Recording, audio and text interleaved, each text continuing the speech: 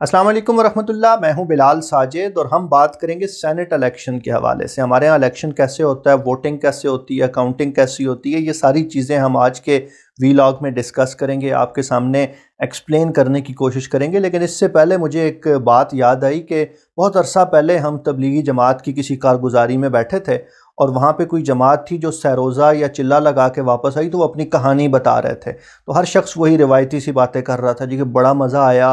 वो कारगुजारी सुना रहे थे ना कि बड़ा मज़ा आया, हम गए, लोगों को दीन की बात बताई, याद दहानी कराई। तो एक रिटायर्ड सूबेदार साहब थे, जब उनकी बारी आई तो उन्होंने कहा कि यार कम तो बहुता चंगा है लेकिन हैगा किसी निकम्मे बंदे दा। अच्छा, ये मुझे याद इसलिए आया कि जब मैं सेनेट इलेक्शन की इस पूरी तरतीब को देख रहा था ना, जो सिस्टम हमने अडॉप्ट किया हुआ है और जो हम आज एक्सप्लेन करेंगे, तो मैं कह रहा था कि यार ये सिस्टम तो बड़ा अच्छा है, बड़ा कॉम्प्लेक्स सा सिस्टम है, इसमें बड़े मज़े मज़े की बातें हैं, बहुत सी चीज़ों को इसमें इनकॉर्पोरेट कर दिया गया और ये सिस्टम बड़ा वेल एस्टेब्लिश्ड है। दुनिया में बहुत सी जगहों पे इसको इस्तेमाल किया जाता है। लेकिन ये है किसी निकम्मे बंदे का, जिस तरह से वोटिंग होती है, फिर काउंटिंग होती है, फिर रिजल्ट्स तरतीब पाते हैं।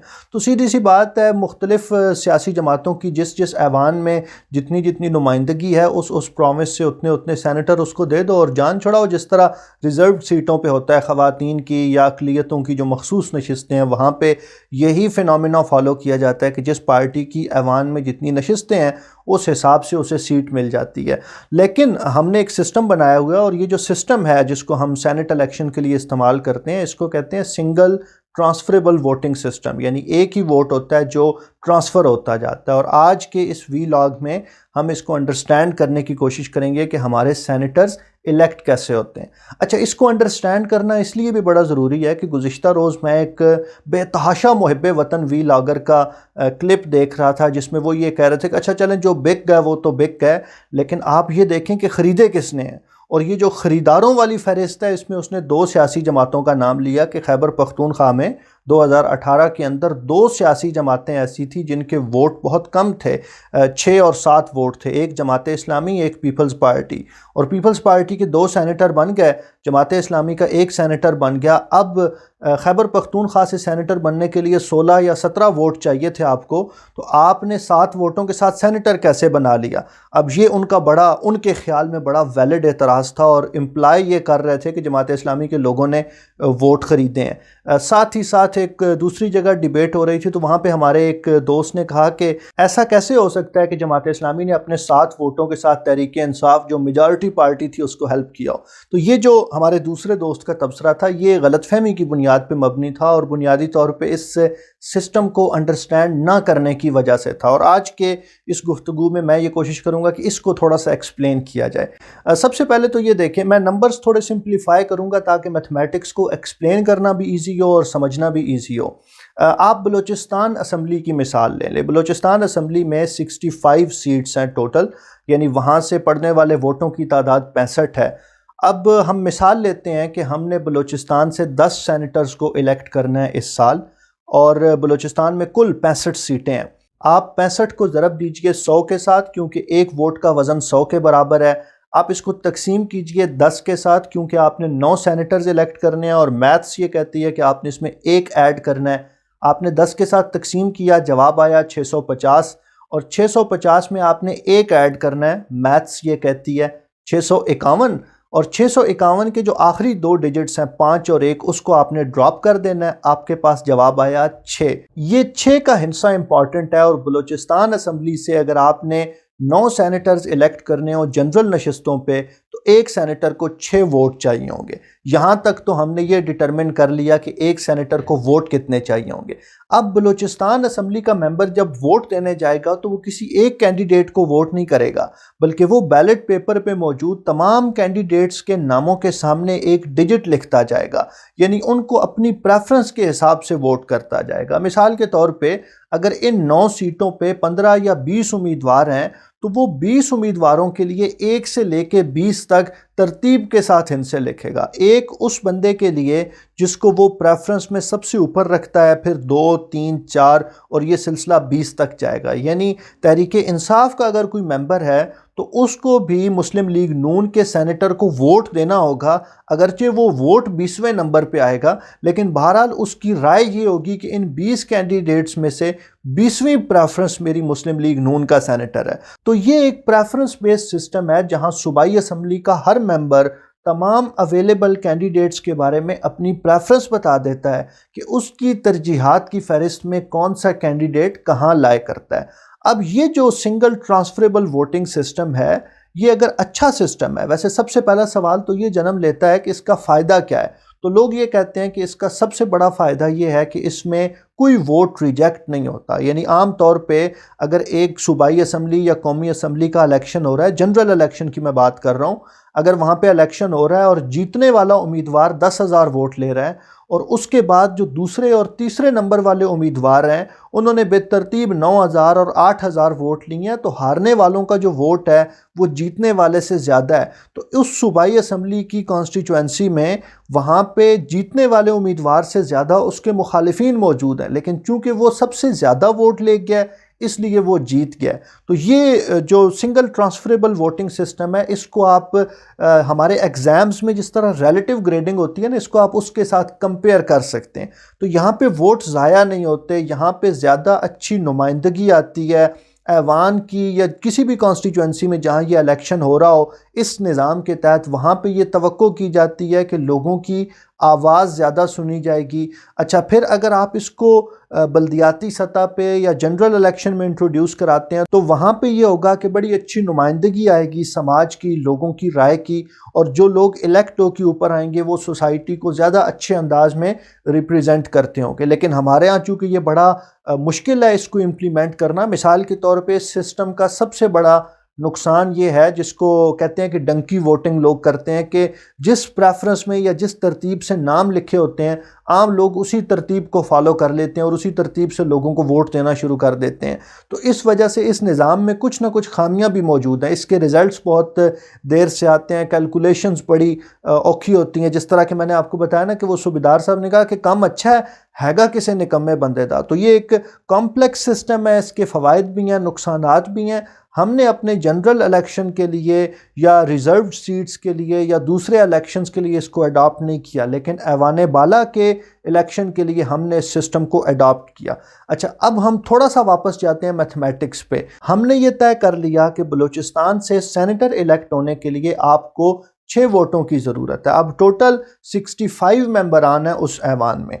अब जब वोटिंग होती है और इलेक्शन के जो पहले रिजल्ट्स हैं वो आते हैं, तो आपको पता चलता है कि 3 लोग ऐसे हैं जिन्होंने 10-10 वोट लिए हैं और 2 लोग ऐसे हैं जिन्होंने 15-15 वोट लिए हैं। यानी 15 वोटों से मुराद ये है कि 2 लोग ऐसे हैं जो 15 मेंबरान सूबाई असम्बली की फ़र्स्ट प्रेफरेंस हैं, पहली चॉइस हैं, और एक बंदा ऐसा है जिसने 5 वोट लिए हैं। तो ये आपके 65 वोट पूरे हो गए। अब इसमें जो 3 लोग हैं जिन्होंने 10 वोट लिए हैं, ये तो स्ट्रेट अवे सेनेटर इलेक्ट हो जाएंगे। जो 2 लोग हैं जिन्होंने 15-15 वोट लिए हैं वो भी सेनेटर इलेक्ट हो जाएंगे। तो 5 लोग तो सेनेटर बन गए। आपने टोटल 9 बनाने हैं। अब वो जो 4 बाकी हैं वो कैसे इलेक्ट होंगे? अच्छा, ये ज़हन में रखिए कि एक बंदा ऐसा भी है जिसने 5 वोट ले रखे हैं, लेकिन उसके पास अभी फर्स्ट प्रायोरिटी के 5 वोट हैं। अच्छा, अब ये जो लोग सेनेटर बन गए हैं ना, इनको तो वोट चाहिए थे 6, उनको वोट मिले हैं 10 और 15, यानी 2 लोगों को 15 मिले हैं, 3 लोगों को 10-10 वोट मिले हैं। तो वो जो 4 वोट फालतू हैं या 9 वोट फालतू हैं वो किधर जाएंगे? अब इस निज़ाम में जो वोट बच जाएंगे वो किधर जाएंगे? वो सेकंड प्रेफरेंस वालों के पास चले जाएंगे। हमने अर्ज किया कि 2 बंदे ऐसे हैं जिन्होंने 15-15 वोट लिए यानी 30 वोट ले लिए, और 3 लोग ऐसे हैं जिन्होंने 10-10 वोट लिए यानी 30 वोट लिए, और सूबाई असम्बली के 60 वोट इन 5 लोगों के पास हैं। ये 5 लोग तो सेनेटर बन गए, लेकिन इन 5 लोगों को सेनेटर बनने के लिए कुल 30 वोट चाहिए थे, हर बंदे को 6 वोट चाहिए थे। तो वो जो 30 वोट बाकी हैं वो फालतू के पड़े हुए हैं।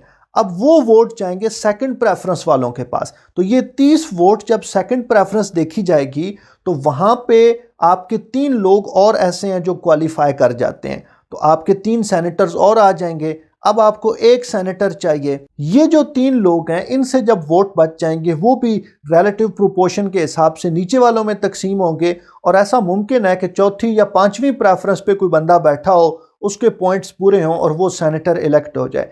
अच्छा, एक बंदा रह गया जिसका जिक्र हमने शुरू में किया था, और ये वो बंदा है जो 5 लोगों की फर्स्ट प्रायोरिटी है लेकिन ये सेनेटर इलेक्ट नहीं हुआ। और वो बंदे जो चौथी या पांचवें नंबर पे बैठे हुए थे लेकिन इस सिस्टम की वजह से बहुत से लोगों की वो सेकंड या थर्ड चॉइस थे और बहुत से लोगों की वो फोर्थ या फिफ्थ चॉइस थे, तो पॉइंट्स उनके पूरे हो गए और वो बंदा सेनेटर बन गया। इसीलिए मुझे याद पड़ता है, अगर मैं भूल नहीं रहा, तो एतजाज़ एहसन साहब ने किसी जगह पे कहा था कि खैबर पख्तूनख्वा और बलूचिस्तान असम्बली में लोग करोड़ों रुपया सिर्फ इस चीज़ का देते हैं कि यार पहला नहीं, दूसरा नहीं, तीसरा नहीं, चौथा नहीं, तुसी मेरा नाम 7वें नंबर पे लिख देना।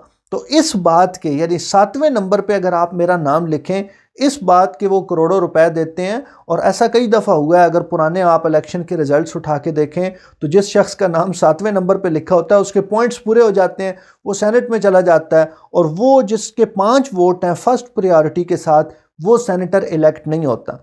अब ये वो कॉम्प्लेक्स निज़ाम है जिसके नतीजे में हमारे सेनेट इलेक्शन होते हैं। अब अगर ये समझ आ जाए तो ये एतराज़ करने की गुंजाइश ही नहीं रहती कि जमात इस्लामी ने अपने 7 वोटों के साथ कैसे सेनेटर बना लिया था। हाँ, ये एतराज़ किया जा सकता है कि पीपल्स पार्टी ने अपने 6 वोटों के साथ कैसे मखसूस नशस्तों पे अपनी खातून मेंबर को सेनेटर बना लिया था, लेकिन जनरल नशस्तों पे इस तरीके से वोट हासिल करना, अपने पॉइंट्स पूरे करना, ये कोई ऐसा मुश्किल काम नहीं है। अगर सूबाई असम्बली में आपके 7 मेंबर हों, बिलखसूस खैबर की सूबाई असम्बली में, या बलूचिस्तान में आपके 3-4 लोग भी हों, तो आप बहुत आराम से अपना सेनेट इलेक्शन मैनेज कर सकते हैं। ये भी आपने ज़हन में रखना है कि जब आप सूबाई असम्बली में सेनेट का वोट देते हैं तो हर मेंबर के पास 3 या 4 अलग-अलग बैलेट पेपर होते हैं। एक जनरल सीट के लिए होता है, एक ख़वातीन की मखसूस नशस्तों के लिए होता है, एक अक़लियतों के लिए या प्रॉबेबली उलमा की सीट के लिए होता है, टेक्नोक्रेट्स की सीट के लिए होता है। तो ये सारी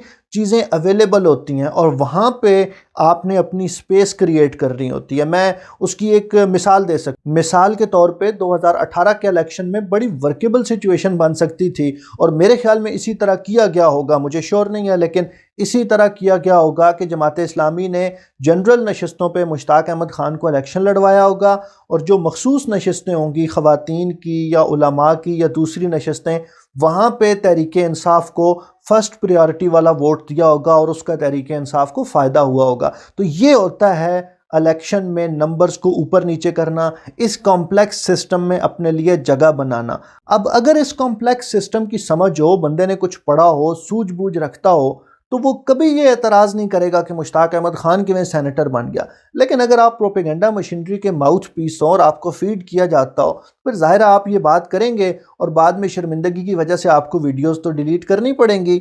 ये कुछ गुजारिशात थी जी, मैंने कोशिश की है इस सिस्टम को जितना मेरे बस में था उतना सिंप्लीफाई करके आपके सामने पेश करूं।